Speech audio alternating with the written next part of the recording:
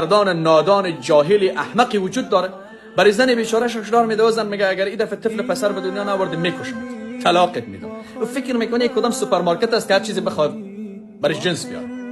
یا اصطلاح برای هشدار میده میگه اگر دختر نآوردی باز گلایه نکن.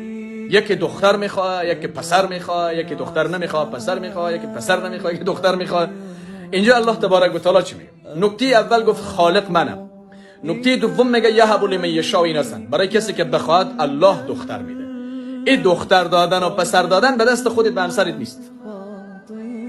گرچه که امروز علم ثابت کرده که اگر مسئولیتی هم باشه به مرد برمیگرده، نه با زن برنمیگرده، بلکه با مرد برمیگرده. تویی که سر زن هشدار میدی میگی با من اولاد مرد میخوام.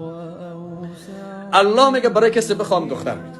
سوم و یهب لمن یشاء، برای کسی بخوام پسر میده. الله میگه من میبخشم برای کسی که بخوام پسر. و سوم چهارمش میگه برای کسی که بخوام هم دختر میدم هم پسر میدم، هر دویش، هم دختر و هم پسر. و پنجمش میگه و یجعل من یشاء عقیما، کسی رو بخوام هیچ اولاد نمیدم، نه برش دختر میدم نه برش پسر میدم، اون رو نازا و عقیم میگم. و من الله هستم، میگه دانای با قدرت، صلاحیت من.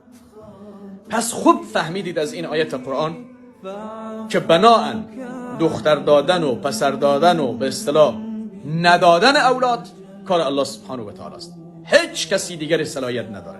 اگر کسی با این قرآن اعتقاد داره، باور داره، ایمان داره که کلام الله است، و این آیت هم که خواندم و خدمتتون تفسیر کردم این قول الله سبحانه و تعالی است، پس نباید نزد فالبین و جادوگر و ساحر و ملا و تعویذ نویس بروید که والله به ما تعویذ بده که خدا با خانم اولاد بشه. خانم اولاد بشه. فقط از الله سبحانه و تعالی بطلبید. الله خودش خالق است.